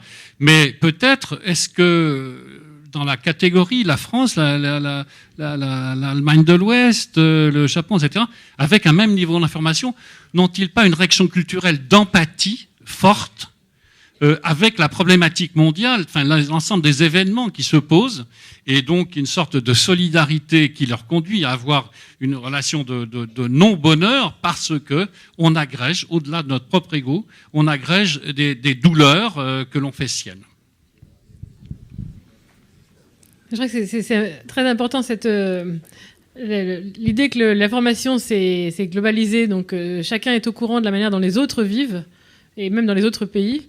Ça a certainement un impact, effectivement, sur l'aune de référence à laquelle on se confronte, enfin, qu'on utilise pour évaluer son propre niveau de vie, donc, ou sa propre vie même. C'est-à-dire que si on était ignorant des conditions de vie ailleurs, peut-être qu'on évaluerait autrement notre propre vie. Mais c'est difficile de le démontrer. En tout cas, ce qu'on a vu dans une enquête, une fois, on avait réussi à introduire des questions. Parfois, les chercheurs arrivent à faire ça. Donc, on avait demandé aux gens si pour eux, c'était important, quand ils pensaient à leur revenu, de le comparer à celui d'autres gens. Et on voyait que les gens qui ne disposaient pas d'un accès à Internet se comparaient moins à d'autres gens. Donc, on savait s'ils avaient Internet ou pas. Ils répondaient à cette question-là. Et on voyait qu'effectivement, quand ils n'avaient pas Internet, l'importance des comparaisons qu'ils reconnaissaient était moindre. Peut-être que ça va dans ce sens-là. Une autre chose qui est une hypothèse, c'est que peut-être la raison pour laquelle les habitants des pays riches se déclarent plus heureux que les habitants des pays pauvres et vice-versa, c'est peut-être parce qu'ils ont connaissance, chacun, de la manière dont les autres vivent. Peut-être qu'une des raisons pour lesquelles les habitants des pays pauvres se déclarent moins heureux, c'est parce qu'ils savent qu'ailleurs on vit mieux, où on a plus de choses en tout cas. Et donc c'est peut-être cette connaissance, cette information complètement globalisée, cette transparence du monde qui crée cette hiérarchie du bonheur, ce gradient en fonction du degré de développement. Et après, sur le rôle des médias, c'est vrai que je pense, et à chaque fois cette question est posée, et je pense que c'est quelque chose d'intéressant qui n'a jamais été montré, c'est l'influence du style de médias sur le bonheur des habitants d'un pays. Est-ce qu'il y a des médias qui sont particulièrement pessimistes, qui insistent toujours sur la noirceur, sur les catastrophes, les scandales, les événements même minuscules mais négatifs, parce que ça fait un peu sensationnel. Je sais pas, les inondations, je suis toujours frappée qu'on montre les inondations locales. Et peut-être que dans d'autres pays, l'information qui est donnée aux gens n'est pas de cette nature, ou un peu moins, et ça a certainement un impact, mais pour l'instant, ça n'a jamais été étudié. Bonsoir, merci beaucoup pour cet exposé. En fait, à chaque fois, alors, ma question elle va rejoindre plusieurs autres questions, je pense, mais j'ai besoin de quelques précisions parce qu'à chaque fois, du coup, que je voyais des courbes, des résultats, je me dis mais comment c'est calculé du coup ce bonheur? À un moment, vous avez dit qu'il y avait un indice qui regroupait tout pour calculer le bonheur. Bon, bah, j'imagine que bon, il y a ses limites et tout ça, mais même juste la question. Quel bonheur vous avez. Au début de votre conférence, vous avez parlé, est-ce que c'est pas juste un bruit? Quand vous avez montré tous les petits déciles, si on pouvait lier cette question du bonheur à est-ce que vous avez ressenti des émotions positives ou négatives la veille, est-ce que c'est vraiment lié en fait? Ou est-ce que c'est vraiment pas que du bruit? Et pour vérifier ça d'ailleurs, est-ce que vous avez confronté ça à d'autres disciplines comme la psychologie ou la sociologie? Et bon, je me rate. C'est bien, j'ai oublié de dire ça. Merci pour cette question. Donc la mesure, hein, comme j'ai dit au début, la mesure, ce sont les individus qui la donnent eux-mêmes. C'est-à-dire, on demande aux gens de se mettre une note, donc de dire à quel point ils sont heureux. Donc, on leur propose une échelle qui va de 0 à, je sais pas, à 7 ou à 10, et ils se mettent eux-mêmes la note. Hein. Tout le temps, ce que j'utilise, c'est ça. Hein. C'est pas un indice composite où je mesurerais un peu de ceci, un peu de cela. C'est vraiment les gens eux-mêmes, un par un, qui se mettent la note. Alors après, vous demandez, est-ce que c'est pas du bruit? Comment savoir si c'est du bruit? Alors il y a eu plein de tests qui ont été faits. Donc d'abord interroger les gens et puis les réinterroger un peu plus tard. Ou alors on va dans une famille, on interroge quelqu'un et puis on demande à ses proches, dans une pièce séparée bien sûr, à votre avis, quel est son niveau de bonheur? Et en fait, c'est extrêmement corrélé. Donc ça veut dire que non seulement le bonheur, c'est quelque chose qui existe, mais en plus c'est presque objectivable puisque le niveau de bonheur que vous ressentez, votre conjoint le connaît en fait. Ensuite, c'est corrélé avec des mesures physiologiques telles que la pression artérielle ou des choses comme ça. Bon, c'est très corrélé avec l'espérance de vie. C'est corrélé avec, parfois, on arrive à le montrer avec le suicide. Bon, ça c'est. Et ça a un pouvoir aussi prédictif. Par exemple, quelqu'un qui déclare qu'il n'est pas heureux dans son travail, quand on a des enquêtes qui permettent de suivre les mêmes personnes au cours du temps, on voit qu'il y a une forte probabilité pour qu'il quitte son emploi. Donc si c'était juste du bruit, si c'était n'importe quoi, il n'y aurait pas de pouvoir prédictif. Donc le bonheur déclaré par les gens prédit donc l'absentéisme au travail, le fait de quitter son emploi. Le bonheur déclaré par les gens prédit le divorce. Donc il y a pas mal de comportements qui sont prédits par cette variable déclarative qui montre que elle est quand même corrélée à des choses objectivables. Et puis, ce que j'ai dit au début, le fait qu'il y ait des corrélats stables de ce bonheur déclaré, ça montre quand même qu'il y a une certaine structure. Si c'était un bruit, par définition, il n'y aurait pas de structure. Donc, ce qu'on appelle un bruit, c'est juste une variable qui corrèle à rien, qui est juste qui veut rien dire, quoi. Donc, on a quand même de bonnes raisons de penser que c'est pas juste du bruit. Merci beaucoup, Claudia Sénic. Merci, Brice Magdalou.